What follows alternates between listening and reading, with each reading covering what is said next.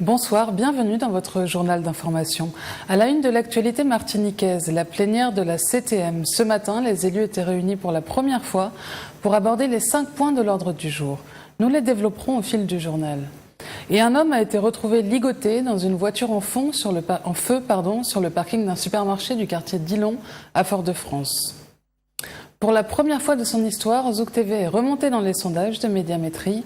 Nous développerons ces titres dans le journal. C'était donc un homme qui a été retrouvé ligoté dans une voiture en feu. L'homme a été retiré de la voiture et les pompiers ont tenté de le réanimer. Malheureusement, l'homme est décédé en fin d'après-midi. Une enquête a été ouverte. On est bête. L'homme a été retrouvé cet après-midi ligoté dans une voiture en feu sur le parking d'un supermarché du quartier Dillon. Un témoin de la scène nous raconte ce qu'il a vu. Quand je suis sorti du magasin, j'ai découvert une voiture était en feu, c'est une Toyota. Le gars qui est descendu de la voiture, il est descendu paisiblement avec un sachet et quand on lui a dit que sa voiture a pris feu, que sa voiture est en feu, il a dit qu'il sait, donc il est parti. Donc nous on pensait qu'il avait été chercher du secours et quand les vigiles sont arrivés sur place, on a découvert qu'il y avait déjà un homme qui était ligoté. On a sorti l'homme de la voiture et c'est pour ça jusqu'à maintenant qu'on a essayé, mais il était ligoté avec un décamètre. On a ligoté de la tête avec les 2 bras attachés. Il était inconscient, mais comme son pouls est très faible, donc on essaie de le réanimer un petit peu. On essaie jusqu'à maintenant, ça fait peut-être une demi-heure de temps qu'on essaie de le réanimer, qu'on essaie de le remettre en vie. Les pompiers n'ont pas réussi à réanimer cet homme. Selon les témoins, la victime portait des traces de coups. Elle est décédée des suites de ses blessures. Et parlons politique maintenant. Aujourd'hui avait lieu la première plénière de la nouvelle collectivité territoriale de Martinique. Les élus étaient réunis pour traiter les 5 points à l'ordre du jour. Les 3 premiers concernaient l'organisation administrative de l'Assemblée et les pouvoirs donnés au président. Manuela Montlouis était sur place. L'Assemblée de la collectivité territoriale de Martinique s'est réunie en séance plénière. Les conseillers territoriaux, en présence des membres du conseil exécutif, étaient invités à se prononcer sur 5 points à l'ordre du jour. Les 3 premiers points s'intéressaient aux fonctions de délégation et de mandatement du président du conseil exécutif. Pour terminer, les élus ont statué sur la composition des commissions de la commande publique et sur la désignation de membres et délégués au sein d'instances internes de la collectivité et d'organismes extérieurs. Cette assemblée a été convoquée selon une procédure d'urgence. L'urgence est justifiée, d'une part, par le fait qu'il fallait que l'Assemblée donne au président de l'exécutif, autrement dit au président Alfred Marie-Jeanne, un certain nombre de pouvoirs qui sont indispensables pour qu'il puisse faire marcher la collectivité. Il y avait aussi des organismes qui dépendent en partie de la collectivité, des organismes qui ont obligatoirement, de par les textes, des représentants de la collectivité. Certains de ces organismes ont un élément d'urgence aussi à prendre en compte, parce que s'ils n'ont pas des désignations, ça va gêner leur activité. Ça peut avoir des conséquences sur la vie même de ces organismes. C'est une plénière qui n'a pas créer problème, parce qu'en fait tout le monde a envie, aussi bien majorité que l'opposition, a envie que l'instrument se mette en marche, et c'est pour cela qu'il n'y a pas eu aujourd'hui d'heure. La tenue de cette réunion plénière s'est déroulée sans encombre. Chacun des points à l'ordre du jour a été voté à l'unanimité. L'Assemblée a donc également élu les membres de la commission commande publique. Un reportage de Manuela Montlouis.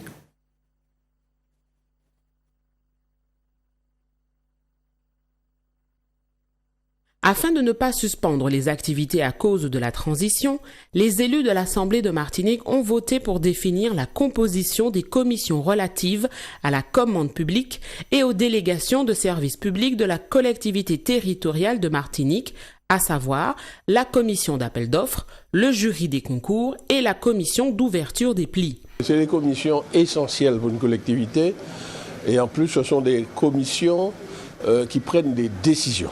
C'est la commission d'appel d'offres, évidemment, qui attribue aux entreprises et aux prestataires, dans le cadre de la commande publique, soit à réaliser des travaux, soit à faire des prestations intellectuelles.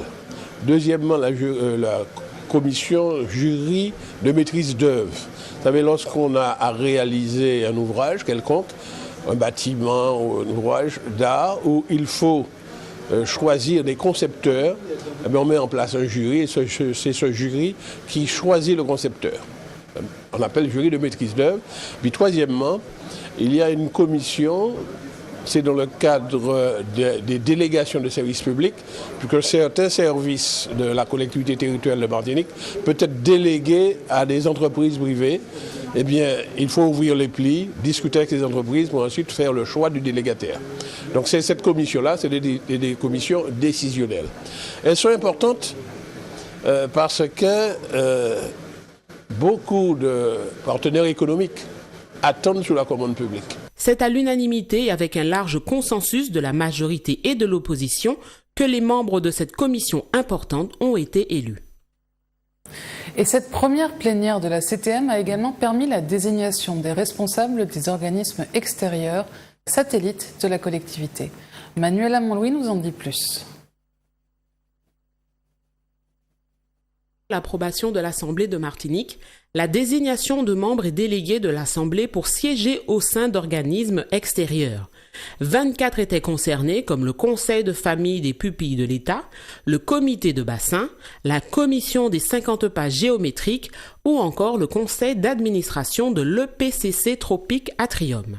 Afin de permettre à certains organismes prioritaires de se réunir, il était donc demandé de procéder aux désignations les plus urgentes. Il y avait aussi des organismes qui dépendent en partie de la collectivité, des organismes qui ont obligatoirement, de par les textes, des représentants de la collectivité. Anciennement, c'était des représentants du département de la région, maintenant, c'est donc des représentants de la collectivité territoriale de Martinique.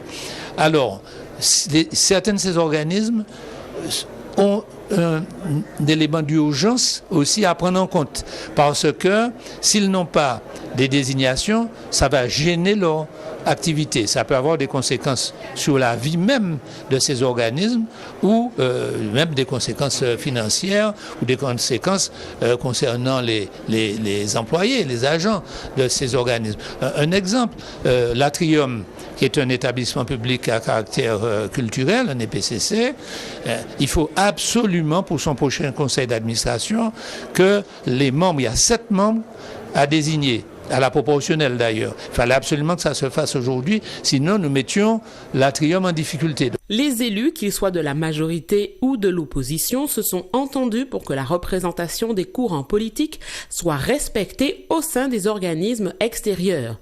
Les listes proposées ont été votées favorablement à l'unanimité. Et les salariés de la société Sotravom sont en grève depuis hier lundi. Sotravom est une entreprise qui travaille en co-traitance avec Mosaïque. Les salariés demandent le versement de leur salaire du mois de décembre. Un reportage de William Zali. La grève des chauffeurs de bus de la Sotravom continue. En effet, les salariés de cette société co-traitante du réseau Mosaïque se plaignent de ne pas avoir encore perçu leur dernier salaire. Pour protester, ils ont décidé d'arrêter le travail et ce sont plusieurs lignes de bus, notamment HL Cher, qui ne sont plus desservies. On attend toujours, les salaires n'ont toujours pas été virés. Donc on attend. Donc on va vérifier dans les gaps pour voir si les salaires sont effectifs sur les comptes. Et pour l'instant, toujours pas de salaire. Ça s'est déjà reproduit plusieurs fois. D'ailleurs, il y a, comme je viens de dire tout à l'heure, à l'origine, il y a pas mal de protocoles qui ont été signés. Il y a même la KSM qui a signé un protocole disant comme quoi ils vont faire verser les acomptes le 20 de chaque mois afin que les employeurs aient le temps de faire les salaires à temps pour pouvoir verser les salaires le 31. Pour l'instant, c'est le statu quo. Les chauffeurs assurent que tant que tous les salariés ne seront pas payés, ils resteront mobilisés. Et Zouk Télévision monte dans les sondages. En 1 an, la chaîne a doublé sa part d'audience. Une évolution qui motive l'équipe à continuer le travail. Jean-Pierre Zabulon a recueilli la réaction d'Emmanuel Granier, directeur de Zouk Télévision. Alors c'est vrai que les chiffres du dernier sondage Médiamétrie sont sortis et nous sommes très contents d'apprendre que Zouk Télévision est la 3e télévision martiniquaise la plus regardée. Mais je voudrais aussi saluer les téléspectateurs et téléspectatrices de la Guadeloupe qui ont permis que Zouk Télévision apparaisse dans les chiffres aussi de la Guadeloupe, puisqu'il faut faire 2% minimum pour apparaître dans les chiffres. Ça veut dire qu'il y a environ je ne sais pas moi, 10 ou 12 000 personnes minimum qui regardent la télévision pour apparaître. Donc merci à nos amis de la Guadeloupe et des îles de la Guadeloupe, parce que nous savons déjà de toute façon que vous aimez Zouk Télévision. Concernant la Martinique, nous devenons, selon le sondage Médiamétrie, donc la 3e télévision de la Martinique. Je crois que cela récompense les efforts que nous faisons depuis 15 ans maintenant. Nous avons pris des décisions difficiles des fois, financières, parce que pour pouvoir diffuser Au cœur du péché ou encore Barbarita, ce sont des décisions financières qui pèsent lourd d'un petit budget pour une petite télévision, pour une télévision comme la nôtre. Mais je voudrais aussi remercier tous ceux qui font Zouk Télévision. Je parle de tous les animateurs, toutes les animatrices qui viennent donner de leur temps bénévolement à cette télévision. Mais il y a quand même des émissions qui sortent du lot, qui ont un succès, peut-être qu'on ne s'y attendait pas, enfin chez les autres. En tout cas, nous, on faisait confiance à ça. Je veux parler de l'émission Micro Rouge de Maurice Alcindor. Et je veux parler aussi de Poupounette. Voilà 2 émissions qui ont débarqué sur Zouk Télévision depuis peu de temps et qui font un score extraordinaire. De toute façon, l'accueil que Poupounette rencontre dans les rues lors des tournages, ou encore Maurice Alcindor, M. Dodo, avec ses invités, on voit bien que ce sont des émissions plébiscitées par la population antillo-guyanaise. Donc merci à tous. Toute l'équipe de Zouk Télévision se joint à moi pour vous remercier. Vous qui nous supportez, vous qui nous appelez, vous qui faites grandir cette télévision. Nous sommes donc 3e télévision de la Martinique depuis ces derniers sondages, en espérant que vous pourrez porter nos suffrages encore plus haut afin qu'on puisse devenir peut-être la 2e télévision de la Martinique. Pourquoi pas? En tout cas, ce sera grâce à vous, grâce à vos suffrages, grâce à l'amour que vous avez pour cette télévision. Merci du fond du cœur, au nom de Zouk TV.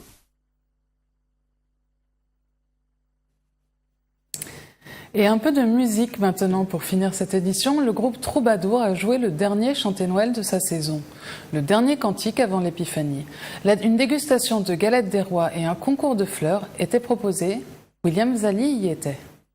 Elle est bien terminée depuis le 25 décembre? Eh bien non, pas pour certains. À l'épiphanie, et ceci depuis 5 années consécutives, le groupe Les Troubadours scande leur dernier cantique de l'année. C'est le rendez-vous incontournable pour beaucoup de Martiniquais et aussi une transition entre Noël et le carnaval. C'est le premier chanté Noël 2016, mais c'est le dernier chanté Noël de la saison 2015. Donc les Troubadours chantent Noël jusqu'au 3 janvier, c'est-à-dire à la venue des 3 mages. Mais maintenant, ça fait 5 ans que cette aventure-là dure. 5 ans qu'on donne rendez-vous à des amis et on s'éclate.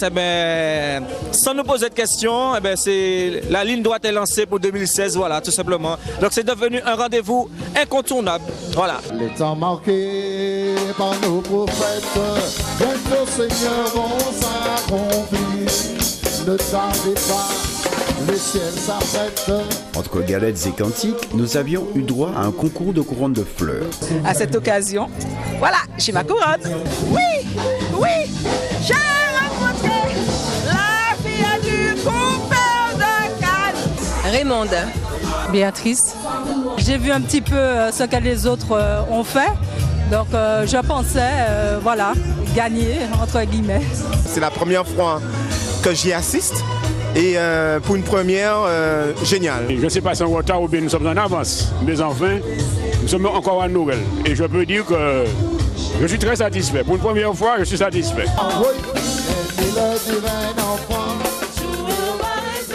Noël est bel et bien terminé, place au carnaval. À Rome, j'ai bu et j'ai payé. Et c'est la fin de cette édition. Retrouvez dans un instant les informations nationales et internationales. Suivez à 20h30 de votre émission Libre Antenne. Passez une excellente soirée sur Zouk TV. À demain.